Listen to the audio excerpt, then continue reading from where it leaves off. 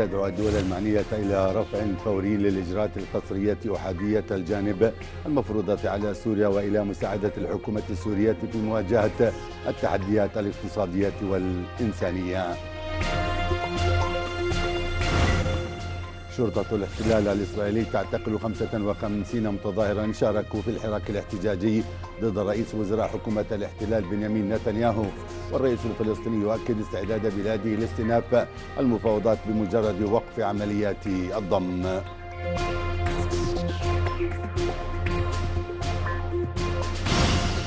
وإسرائيل تبعث برسالة تهدئة إلى حزب الله عبر روسيا تفاديا لحرب جديدة، وطهران تهدد برد قاس على مضايقة مقاتلة أمريكية لطائرات ركاب إيرانية في الأجواء السورية.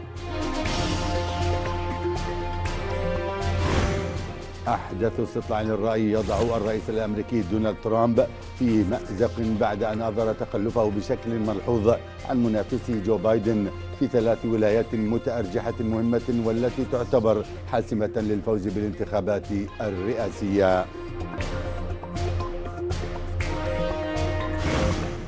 فيروس كورونا يفتح على الولايات المتحدة والبرازيل بعد تسجيل أكثر من 136 ألف إصابة في البلدين خلال الساعات 24 الماضية، والكويت تنتقل للمرحلة الثالثة من عودة الحياة لطبيعتها الثلاثاء المقبل.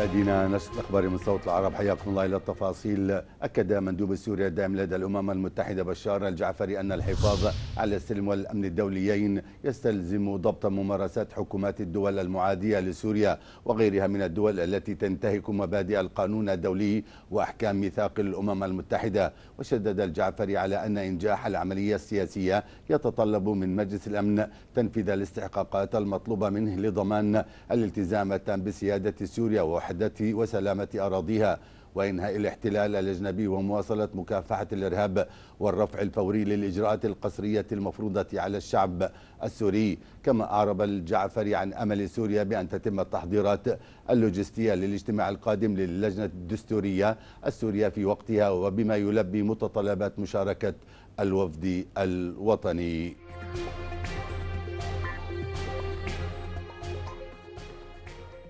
دعت الصين الدول المعنية إلى رفع الإجراءات القسرية أحادية الجانب المفروضة على سوريا على الفور وإلى اتخاذ إجراءات لمساعدة الحكومة السورية في مواجهة التحديات الاقتصادية والإنسانية.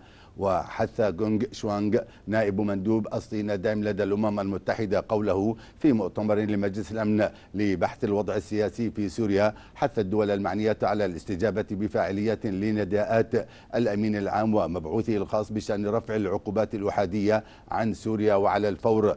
وطلب المسؤول الصيني بتقييم الأثر الإنساني للعقوبات الأحادية كجزء لا يتجزأ من التقارير الإنسانية، موضحا أن الذين يزعمون أن العقوبات الأحادية لا تضر بسوريا يتعين عليهم أن ينضموا إلى الصين والعديد من الدول الأخرى في طلب تقرير بشأن هذه القضية.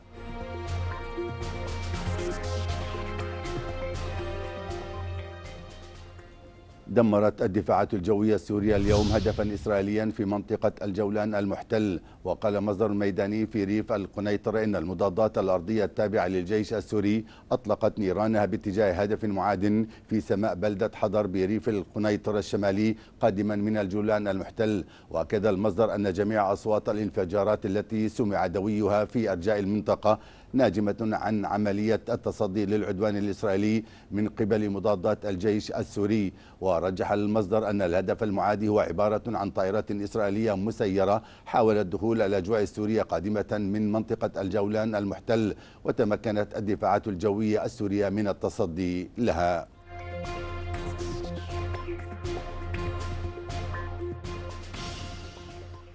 وفي غضون ذلك نظم أهالي قرية الوضوطية بريف القامشلي وقفة وطنية للمطالبة بخروج قوات الاحتلالين الأمريكي والتركي وتنديدا بالإجراءات الاقتصادية القسرية أحادية الجانب المفروضة على سوريا. وقالت مديرة مكتب صوت العرب في سوريا صفاء محمد إن الأهالي نددوا خلال التظاهرة بفرض ما يسمى قانون قيصر على الشعب السوري، كما رددوا هتافات تندد بممارسات الاحتلالين الأمريكي والتركي في مناطق الجزيرة، ولا سيما عمليات السرقة الممنهجة للنفط السوري وباقي الثروات والمحاصيل الزراعية، وحرمان أهالي الجزيرة من قوت يومهم بهدف تهجيرهم من أراضيهم ومنازلهم والاستيلاء على ممتلكاتهم.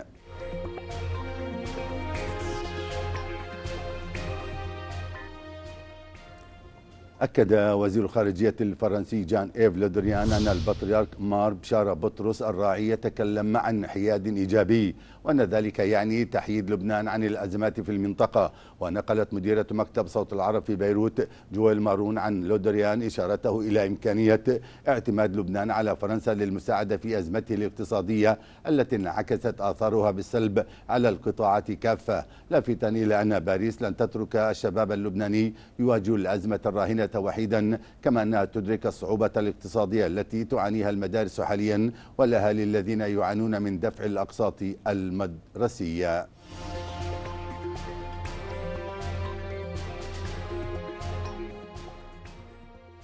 وفي لندن دعا جيمس كليفرلي الوزير البريطاني لشؤون الشرق الأوسط في مقالة وزعتها السفارة البريطانية في لبنان، دعا إلى التصرف بسرعة لمنع لبنان من الانزلاق أكثر إلى الهاوية.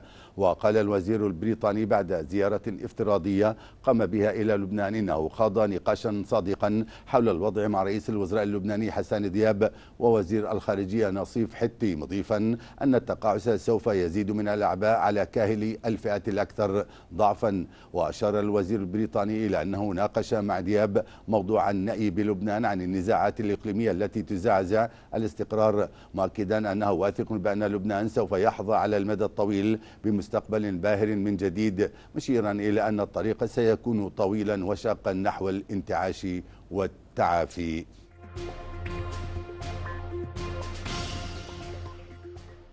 وبدوره أكد الأمين العام للأمم المتحدة أنطونيو غوتيريس خلال اتصال هاتفي مع الرئيس اللبناني العماد ميشيل عون أكد تضامن المنظمة الأممية مع لبنان في ظل الظروف التي يمر بها، ودعم كل ما من شأنه تحقيق التعافي للبنان وتجاوز المرحلة الدقيقة التي يمر بها. وأعرب الرئيس عون خلال الاتصال عن تقديره للجهود التي يبذلها الأمين العام للأمم المتحدة، مؤكدا العمل على تجاوز المحنة الراهنة بما يعود بالخير على لبنان واللبنانيين ويمكنهم من استعادة الدور الذي طالما لعبه لبنان في محيطه والعالم.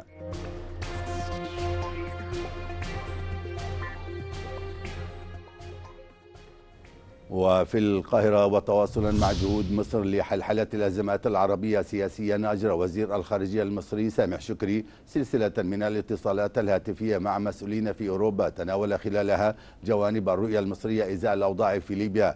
ونوه شكري إلى خطورة المشهد الراهن في ليبيا لا سيما في ظل تصعيد غير مسؤول من خلال عمليات نقل للمقاتلين والإرهابيين إلى ليبيا، وذلك بهدف زعزعة الاستقرار في المنطقة واستهداف الدول العربية وأمنها القومي ومقدرات شعوبها. وأكد وزير الخارجية المصري خلال مجمل اتصالاته على أن الاستقرار والأمن المنشودين في ليبيا لن يتحقق إلا من خلال العمل بكل جدية نحو وقف لإطلاق النار وتحقيق حل سياسي تفاوضي ليبي، وهو الأمر الذي يمهد له إعلان القاهرة باعتباره خطوة مهمة نحو استكمال مسار برلين السياسي.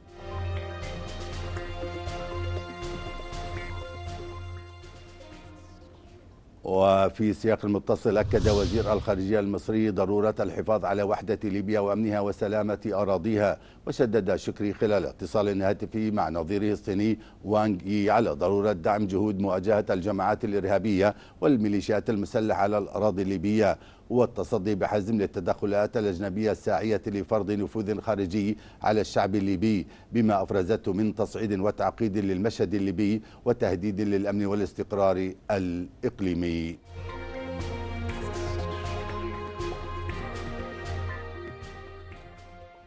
وفي بروكسل شدد الممثل الأعلى للأمن والسياسة الخارجية في الاتحاد الأوروبي جوزيب بوريل على ضرورة خفض التصعيد حول سرت والجفرة في ليبيا. وأكد بوريل خلال اتصال هاتفي مع رئيس حكومة الوفاق الوطني الليبية فايز السراج أن الأولويات المشتركة حاليا للأوروبيين والليبيين تتمثل في التوصل إلى وقف لإطلاق نار حقيقي واستئناف عاجل لإنتاج النفط. وأشار المسؤول الأوروبي إلى أنه يجب العمل معا في إطار عملية برلين لإنهاء الصراع وعلى جميع الأطراف الالتزام بإنقاذ وحدة ليبيا.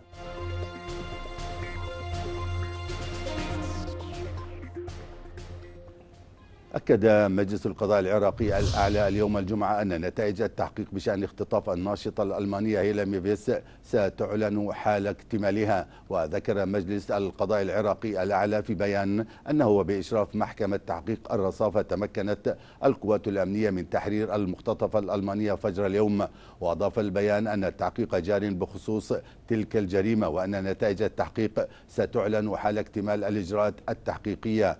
هذا وكان الناطق باسم القائد العام للقوات المسلحة العراقية اللواء يحيى رسول قد أعلن عن تمكن القوات الأمنية من تحرير الناشطة الألمانية التي تعمل في مجال الثقافة والفنون في العراق والتي تعرضت لعملية خطف من مجهولين قبل عدة أيام.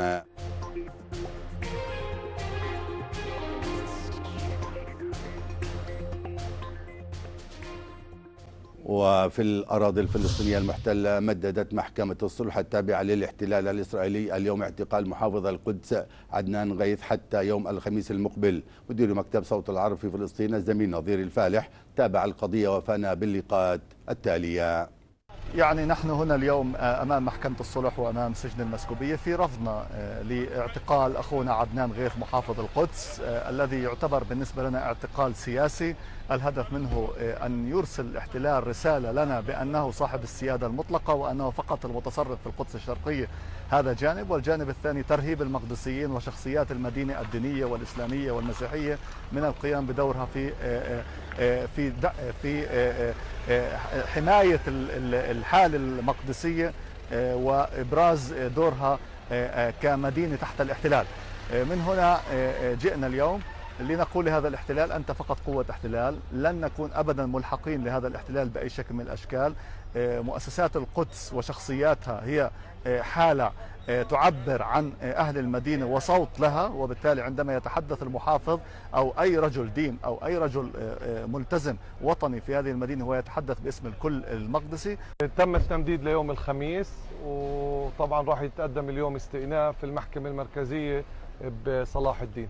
نقدرش نعطي معلومات لأنه القضية مغلقة وممنوع نعطي أي معلومات، بس حسب ما بتحكي الشرطة إنه في تطورات صارت بالقضية وبناء عليها تم التمديد اليوم. لوين؟ ليوم الخميس الجاي.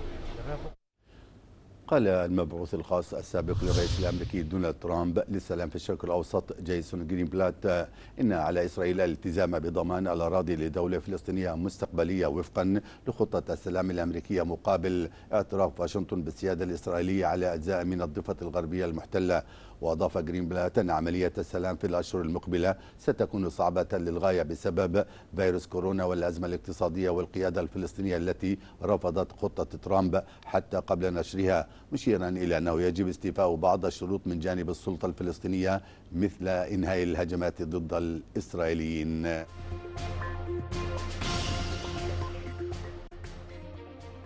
وقبيل تصريحات جرينبلات أكد الرئيس الفلسطيني محمود عباس استعداد بلاده التام لخوض مفاوضات مع الطرف الإسرائيلي بمجرد وقف عمليات الضم وفي حال مشاركة دول أخرى في التفاوض. وأعرب الرئيس عباس خلال اتصال هاتفي مع رئيسة وزراء النرويج إيرينا سلومبرغ عن استعداد دولة فلسطين بمجرد وقف الضم الذهاب إلى المفاوضات على أساس الشرعية الدولية تحت رعاية اللجنة الرباعية الدولية بمشاركة دول أخرى. وبدورها أكدت رئيسة وزراء النرويج موقف بلادها الداعم لتحقيق السلام على أساس حل الدولتين والالتزام بتطبيق قرارات الشرعية الدولية ورفضها لأي إجراءات أحادية الجانب تقوم بها إسرائيل باعتبارها تنتهك القانون الدولي.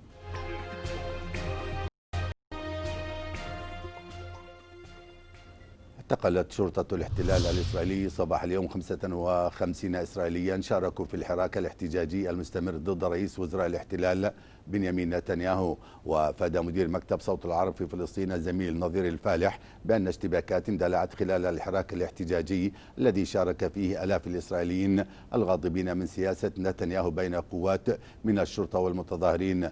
وكان الإسرائيليون قد نظموا خلال الفترة الأخيرة سلسلة من المظاهرات الداعية إلى استقالة نتنياهو، مطالبين بمحاكمته بتهم الفساد وسوء معالجة حكومة الوحدة الهشة لوباء فيروس كورونا المستجد.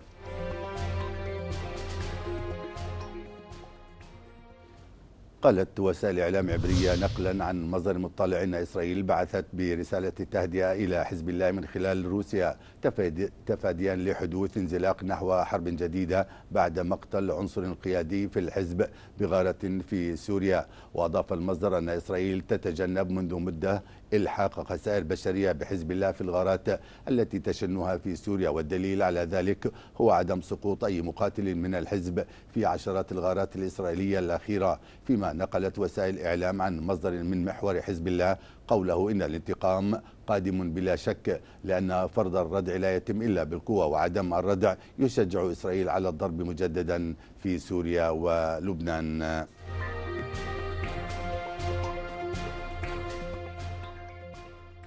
أكدت طهران أن المسؤولين الإيرانيين أجروا اتصالات مع أنطونيو غوتيريس الأمين العام للأمم المتحدة بشأن حادث طائرة ماهان الإيرانية. وقالت وزارة الخارجية الإيرانية أنها ستدرس تفاصيل حادثة الطائرة المدنية لاتخاذ الإجراءات السياسية والقانونية بعد اكتمال المعلومات بشأنها.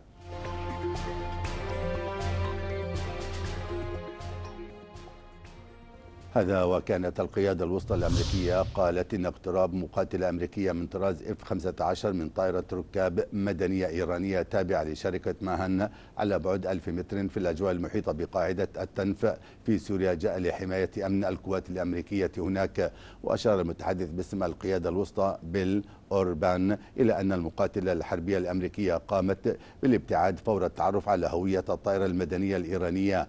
وكانت هيئة الإذاعة والتلفزيون الإيرانية قد قالت الخميس إن مقاتلتين أمريكيتين اقتربتا من طائرة ركاب إيرانية في المجال الجوي السوري، ما دفع الطيار إلى تغيير الارتفاع سريعا لتجنب الاصطدام.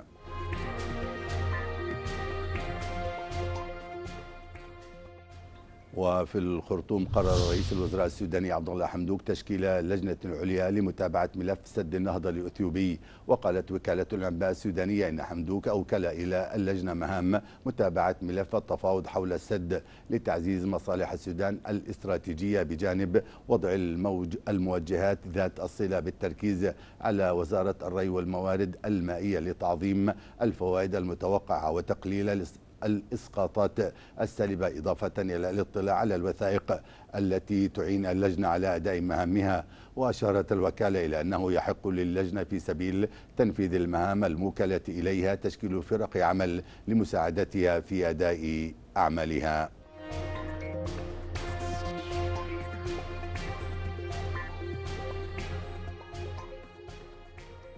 قرر مجلس الوزراء الكويتي يوم أمس البدء في المرحلة الثالثة من خطة العودة التدريجية إلى الحياة الطبيعية، والتي تتضمن تشغيل سيارات الأجرة والفنادق والمنتجعات والشقق الفندقية وتقليص ساعات حظر التجول اعتبارا من يوم الثلاثاء المقبل، وذلك بعدما فرضت السلطات إجراءات مشددة لمكافحة تفشي فيروس كورونا. وأوضح الناطق باسم الحكومة طارق المزرم في بيان على حسابه على موقع تويتر أن مدة الحظر الجديدة ستكون 6 ساعات بدلا من 9، حيث ستبدأ في 9 مساء وتنتهي في 3 فجرا، على أن يتم مراجعة قرار تقليص ساعات الحظر في أول اجتماع لمجلس الوزراء بعد عطلة عيد الأضحى المبارك. وتتضمن المرحلة الثالثة رفع الطاقة التشغيلية للمصالح الحكومية إلى 50% من عدد العاملين بها كحد أقصى من 30% حاليا. كما قرر المجلس فك الحظر المحلي المفروض على منطقة الفروانية، وهي إحدى أكثر مناطق الكويت اكتظاظا بالسكان اعتبارا من صباح الأحد المقبل. ووافق المجلس أيضا على إقامة صلاة عيد الأضحى في جميع مساجد الدولة ومصليات العيد الخارجية التي تحدد تحددها وزارة الأوقاف والشؤون الإسلامية مع الالتزام بتطبيق اشتراطات وزارة الصحة بهذا الشأن.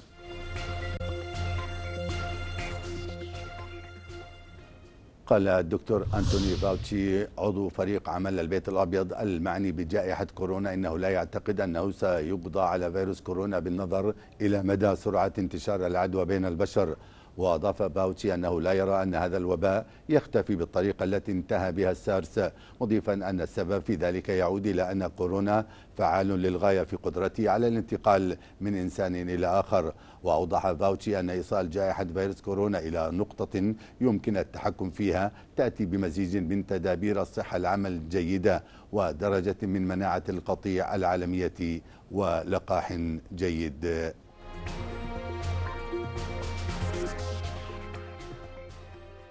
وفي غضون ذلك سجلت الولايات المتحدة الخميس أكثر من 76 ألف إصابة جديدة بفيروس كورونا المستجد خلال الساعات 24 الماضية بحسب بيانات نشرتها جامعة جون هوبكنز.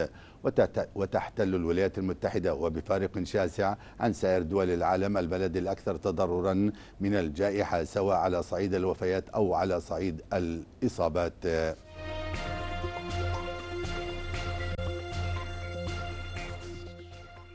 وفي أرقام الجائحة أيضا سجلت البرازيل حوالي 60 ألف حالة إصابة جديدة خلال الساعات 24 الماضية، ليصل إجمالي عدد الحالات المؤكدة إلى نحو 2,300,000 في أسوأ تفشٍ للمرض في العالم خارج الولايات المتحدة. كما سجلت وزارة الصحة حوالي 1300 حالة وفاة جديدة ليتجاوز العدد الإجمالي للوفيات 84,000.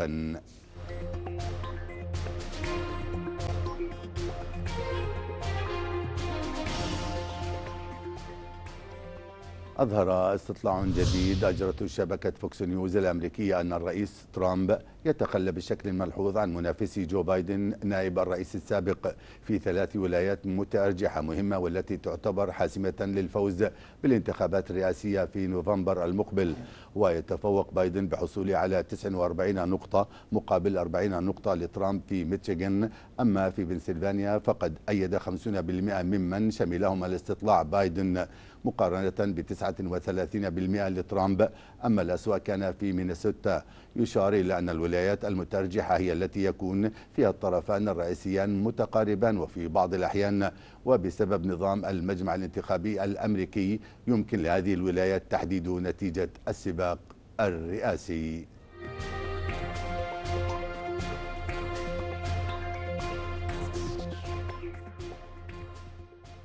طالب وزير الخارجية الأمريكي مايك بومبيو بضرورة العمل المشترك مع روسيا في مجال الرقابة على الأسلحة، مشيرا إلى أن ذلك يجعل العالم أكثر أمانا. وأعرب بومبيو عن أمله بوضع حزمة جديدة من الاتفاقيات في مجال الرقابة على الأسلحة، مؤكدا أن هذا يتجاوب مع مصالح واشنطن وموسكو، لافتا إلى أن بلاده طلبت من الصين أيضا الانضمام إلى هذا العمل لكنها ترفض ذلك. هذا ومن المتوقع أن تجري في العاصمة النمساوية فيينا الأسبوع المقبل جولة جديدة من المشاورات الروسية الأمريكية حول الأمن الاستراتيجي.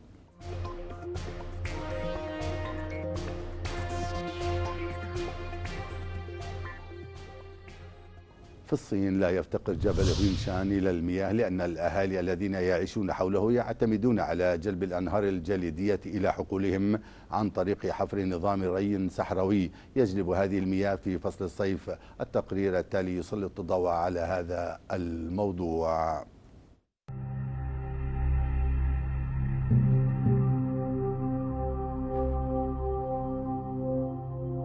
يقع حوض تربان على الجانب الآخر من طريق تشوشي القديم، أي جنوب شرق جبال تيانشان، حيث يستمر موسم الربيع لفترة قصيرة. وتصد قمة بوغدا بخار الماء القادمة من المحيط الأطلسي عند شمال جبال تيانشان. ودرجة الحرارة في جبل هويانشان عالية للغاية، وتسمى المنطقة ولاية النيران أو الولاية الساخنة.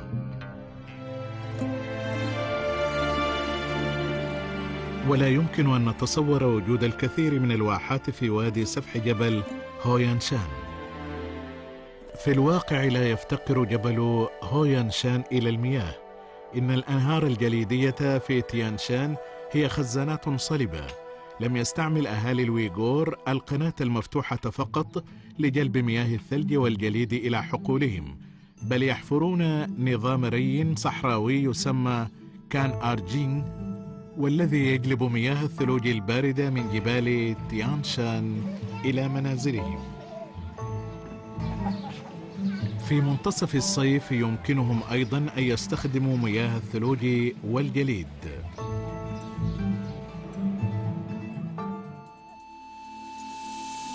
والآن مشاهدينا إلى جولة اقتصادية جديدة من تقديم الزميل محمد سمير. إليك محمد، مساء الخير، تفضل. مساء الخير، حياك الله. نشرة اقتصادية لهذه الساعة من صوت العرب. بداية دائما بأهم العناوين. وزارة المالية السعودية تنتهي من استقبال طلبات المستثمرين على إصدارها المحلي البالغ مليار ريال للصكوك شهر يوليو الجاري. المغرب يتوقع تراجع النمو الاقتصادي بنحو 5% وبلوغ عجز الحساب الجاري نحو 8% بسبب كورونا.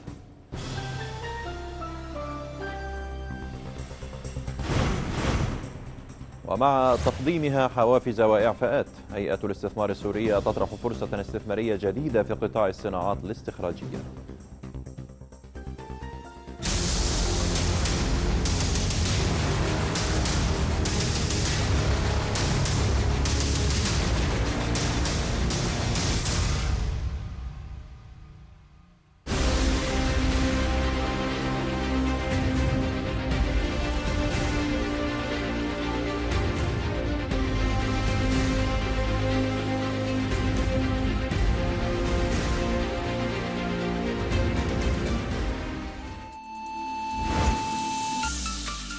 أهلا بكم. انتهت وزارة المالية السعودية من استقبال طلبات المستثمرين على إصدارها المحلي البالغ مليار ريال لشهر يوليو الجاري تحت برنامج صكوك حكومية بالريال السعودي. وأوضحت الوزارة أن الإصدارات قسمت إلى شريحتين، الأولى تبلغ 452 مليون و200 ألف ريال تستحق عام 2025، أما الشريحة الثانية فتبلغ 547 مليون و800 ألف ريال تستحق عام 2027. صرح الرئيس التنفيذي لشركة نفط الكويت عماد سلطان اليوم أن 22 من مايو الماضي يعد يوما مميزا في تاريخ الصناعة النفطية الكويتية، حيث حققت الشركة وقطاع التسويق العالمي إنجازا مهما من خلال تصدير أول شحنة من النفط الخام الثقيل للسوق العالمية. وذكر سلطان أن تصدير هذا النوع من النفط الخام من شأنه تحقيق إيرادات إضافية للدولة، كما سيسهم في تلبية جزء حيوي من الاحتياجات المحلية للطاقة متى ما تم تشغيل مشروع مصفاة الزور الجديدة.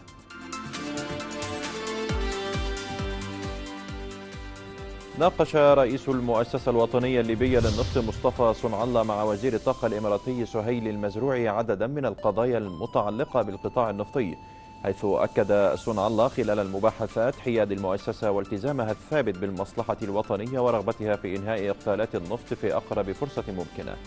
ويبدو هذا الإعلان من المؤسسة الوطنية للنفط تراجعا عن مزاعم اتهام الإمارات بالوقوف خلف إيقاف إنتاج النفط. ولم تكشف المؤسسة كيف تم هذا النقاش، وما إذا كان عبر اتصال هاتفي أو لقاء مباشر، فيما لم يصدر على الفور تعليق إماراتي على ما ذكرته المؤسسة.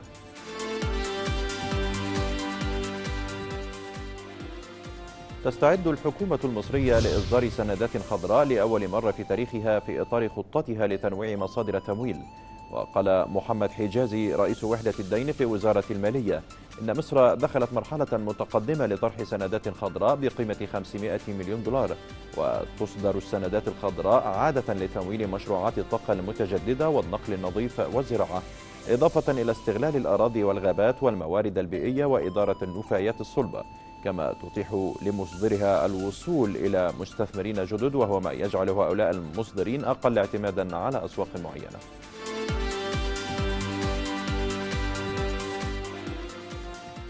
توقع وزير المالية المغربي محمد بن شعبون أن يتعرض اقتصاد بلاده ل3 صدمات ناجمة عن انكماش حاد للاقتصاد العالمي وتدابير الوقاية من فيروس كورونا وتعاقب 2 سنين من الجفاف. ورجح بن شعبون أن يسجل النمو الاقتصادي انكماشا لأول مرة منذ أواخر التسعينيات بحوالي 5%، وأن يبلغ عجز الحساب الجاري لميزان المدفوعات نهاية العام الجاري نحو 8% من الناتج المحلي الإجمالي، موضحا أن توازنات الاقتصاد الكلي ستتأثر بشكل كبير لا سيما على مستوى عجز الميزانية، والذي من المتوقع أن يبلغ حوالي 7.5% من الناتج الداخلي.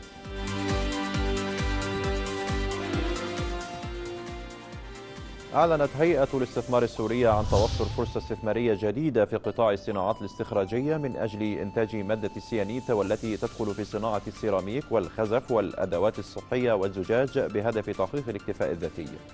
وأوضحت الهيئة أن الفرصة المعلنة هي في منطقة البسيط بمحافظة اللاذقية على الساحل السوري، إذ تحتوي المنطقة على نحو 2,500,000 طن من مادة السيانيت، مضيفة أن الفرصة تحظى بجميع الحوافز والإعفاءات الواردة بمرسوم تشجيع الاستثمار في حال جرى تشميلها بأحكامه، كما تعد من الأنشطة المدعومة بحوافز وتسهيلات برنامج إحلال المستوردات.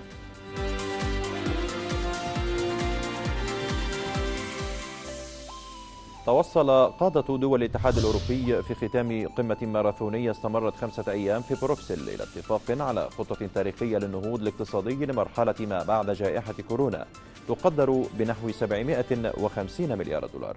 نتابع.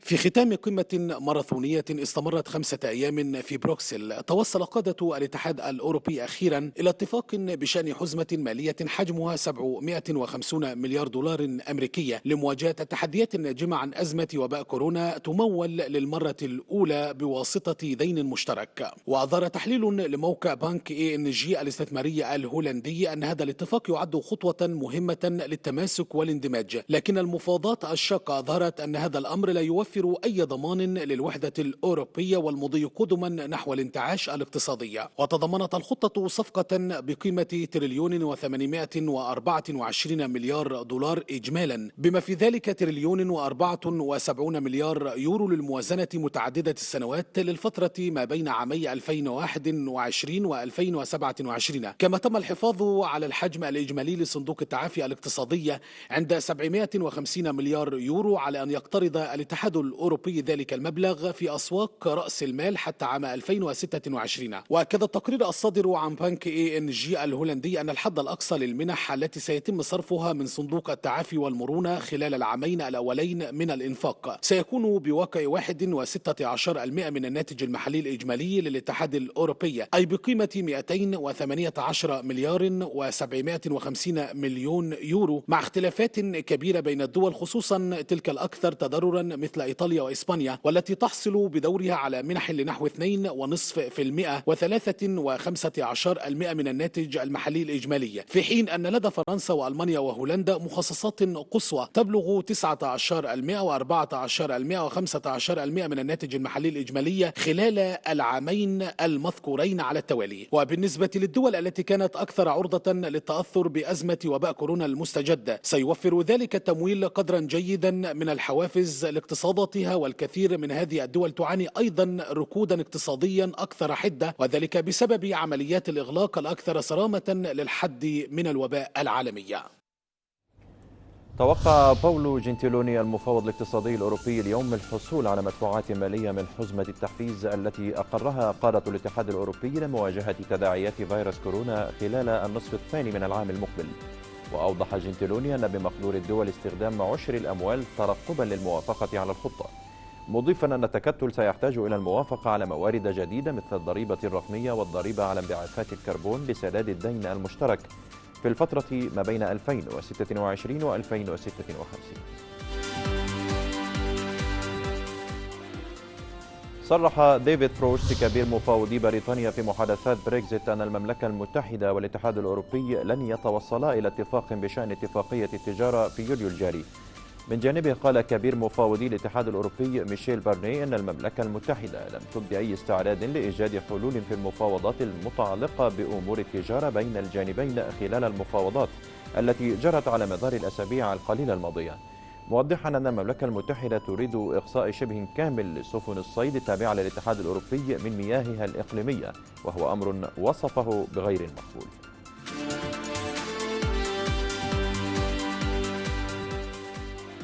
أبقى البنك المركزي التركي على أسعار الفائدة دون تغيير خلال يوليو الجاري عند 8.25% للشهر الثاني على التوالي بعد دورة تيسير استمرت نحو عام. وقال المركزي إن زيادة معدل التضخم في الآونة الأخيرة تعني أن هناك احتمالات أن يتجاوز ما كان متوقعا بنهاية العام. وكان البنك قد خفض في وقت سابق سعر الفائدة الأساسية في 9 اجتماعات متتالية في مسعى لدعم الاقتصاد المتضرر من تباطؤ العام الماضي ثم جائحة كورونا هذا العام.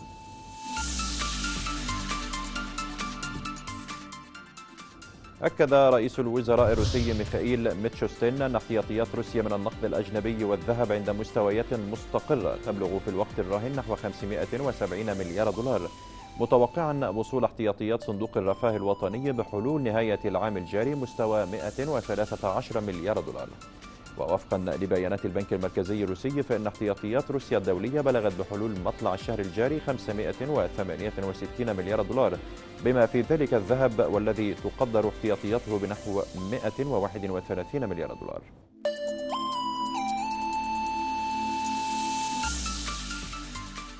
والآن مع بيان بأسعار العملات والمعادن الثمينة والضخمة.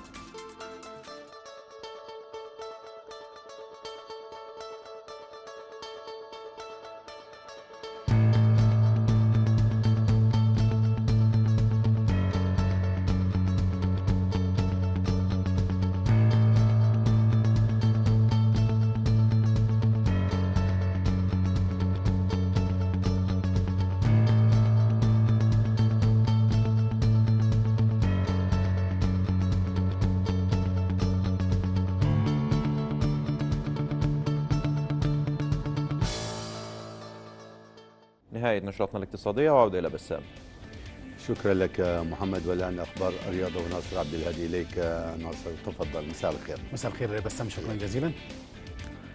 مشاهدينا في صوت العرب نتابع في النشرة الرياضية.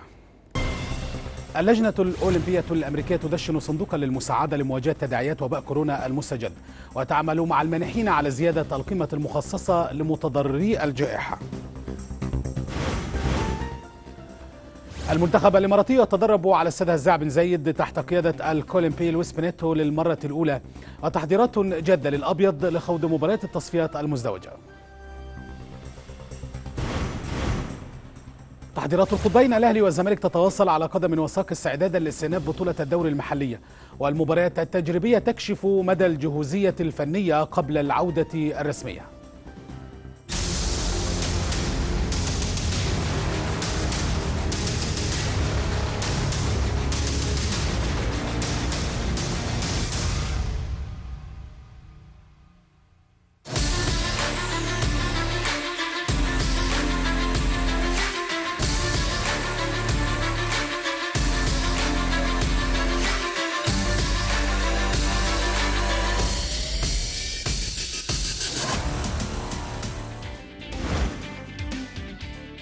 أهلا بكم.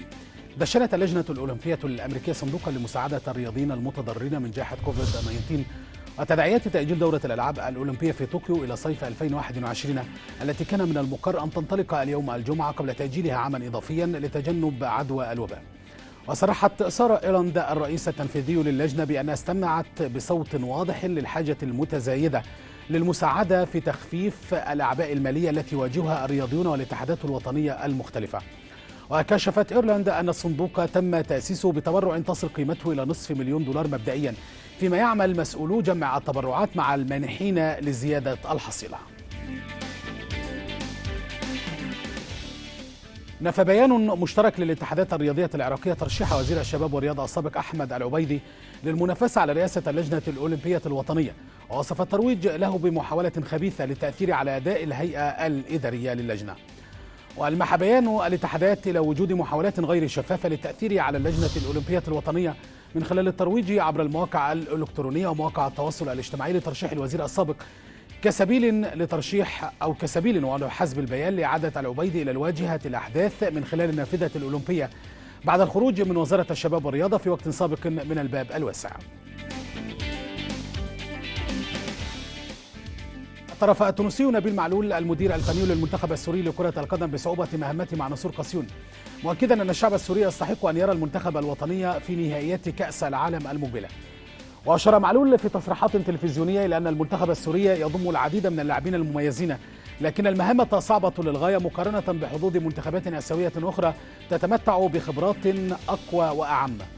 وفي سياق آخر، أثنى المدرب التونسي على أداء المصري محمد صلاح مع ليفربول الإنجليزية، موضحا أن الأخير أصبح أعظم لاعب عربي في التاريخ لما حققه من أرقام وإنجازات عربية وأوروبية. وقع اختيار الاتحاد الكويتي لكرة القدم على المدرب الأوكراني أندرياس كاريسكو لتولي مسؤولية تدريب المنتخب الوطني الأولمبي، إلى جانب مساعديه الثلاثة خوان كارلوس كوستا ودافيد كورتيز وديفيد بيريز ديل ريو. وتولى كاريسكو تدريب فريق شختار دونيتسك الأوكراني تحت سن 19 عاما قبل اختياره، في الوقت الذي ينتظر فيه الاتحاد الكويتي اعتماد هيئة الرياضة عقود 15 مدربا إسبانيا لقيادة منتخبات المراحل السنية المختلفة. ويراهن الاتحاد على المدرسة الإسبانية في رحلته للنهوض من جديد بالكرة الكويتية، خصوصا بعد فشل التجربة الكرواتية التي اعتمدها العام الماضي. أجرى منتخب الإمارات الوطني لكرة القدم أولى حصصه التدريبية تحت قيادة الكولومبي لويس بينيتو في معسكره المغلق المقام حاليا على استاد هزاع بن زايد في مدينة العين، ضمن استعدادات الجادة لخوض المباريات الأربع المتبقية في التصفيات الآسيوية المشتركة أكتوبر ونوفمبر المقبلين. ويستضيف الأبيض نظيره الماليزي قبل أن يخرج لملاقاة منتخب إندونيسيا يومي 8 و13 من أكتوبر، على أن يعود ويستضيف على أرض منتخبي تايلاند وفيتنام يومي 12 و17 من نوفمبر التالي على الترتيب، وذلك ضمن منافسات المجموعة الآسيوية السابعة. أطلق الاتحاد الأردني لكرة القدم مبادرة التصدي المستدامة لتسليط الضوء على القضايا والتحديات التي تواجه قطاعات المجتمع المحلية ومن بينها القطاع الرياضي. وأكدت الأمين العام للاتحاد سمر نصار أن الأمير علي بن الحسين رئيس الهيئة التنفيذية للاتحاد يولي اهتماما كبيرا بالمسؤولية الاجتماعية وإبراز دور الرياضة وكرة القدم على وجه الخصوص في تسليط الضوء على القضايا والتحديات في مختلف القطاعات.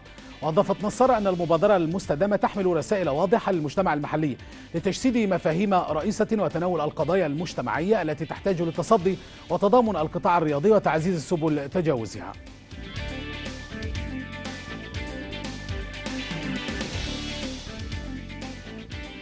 واصل تحضيرات قطبي الكرة المصرية الأهلي والزمالك لاستئناف بطولة الدوري المحلي هذا الموسم بحلول 7 أغسطس المقبل، وفقا لما تم الإعلان عنه في وقت سابق تنفيذا لقرار مجلس الوزراء في هذا الشأن. ويواظب الأهلي والزمالك خلال الفترة الراهنة على خوض عدد من المباريات التجريبية على طريق استكمال الشواغر الفنية نتيجة التوقف القسري منذ مارس المنصرم بسبب جائحة كورونا.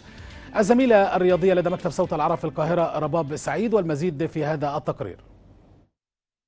مع اقتراب موعد استئناف البطولة المحلية بعد غياب دام 5 أشهر، يكثر الحديث عن المباريات الودية، واللافت أن قطبي الكرة المصرية يتنافسان حتى الرمق الأخير، حتى جعلت منها مادة دسمة لوسائل الإعلام.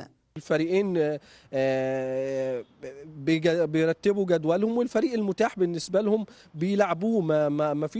ما فيش أي مشكلة في كده، يعني كلا الفريقين. الزمالك طبعا موجود في برج العرب، فممكن يكون المسافة قريبة من اسكندرية، وده الفريق المتاح انه يلعبه. الأهلي بدأ اتفق مع سموحة وأعلن قبل شوية، فالموضوع يعني ما فيهوش أي سوء نوايا أو فكر معين، ولكنه هو الفريق سموحة متاح والأهلي والزمالك وعايز يلعب مباريات ودية، ونفس الأمر بالنسبة للأهلي والزمالك، فالدنيا مشيت في الإطار ده يعني. وبسبب كوفيد 19 تداولت بعض التقارير الصحفية حول إمكانية تأجيل المباراة الودية للفريق الأحمر بقيادة السويسري فايلر والفريق السكندري سموحة بقيادة حمادة صدقي.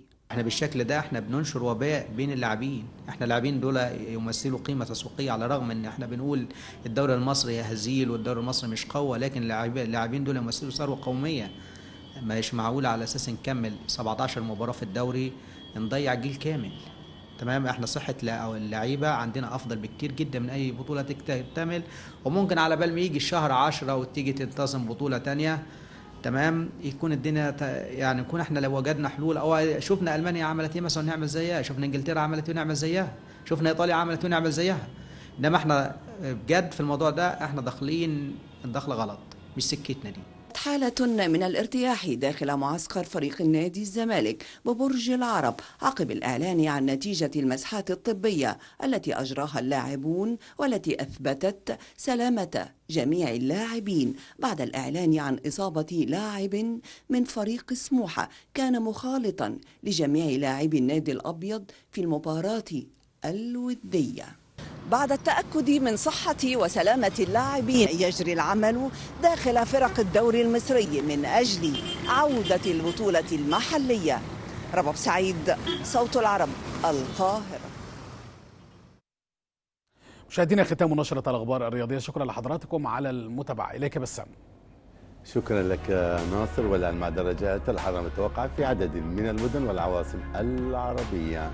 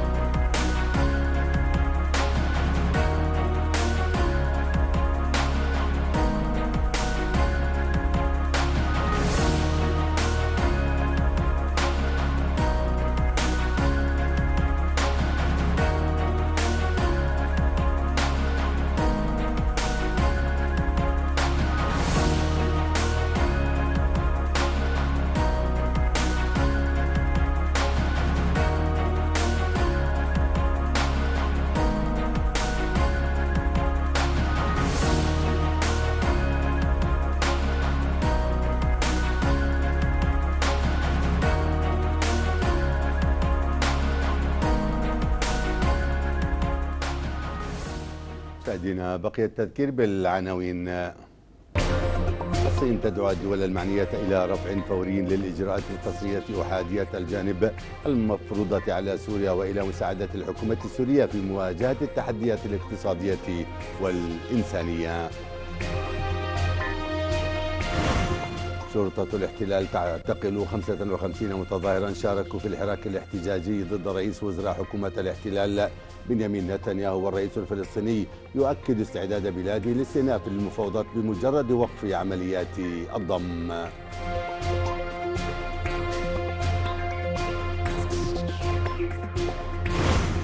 إسرائيل تبعث برسالة تهدئة إلى حزب الله عبر روسيا تفاديا لحرب جديدة، وطهران تهدد برد قاس على مضايقة مقاتلة أمريكية لطائرات ركاب إيرانية في الأجواء السورية.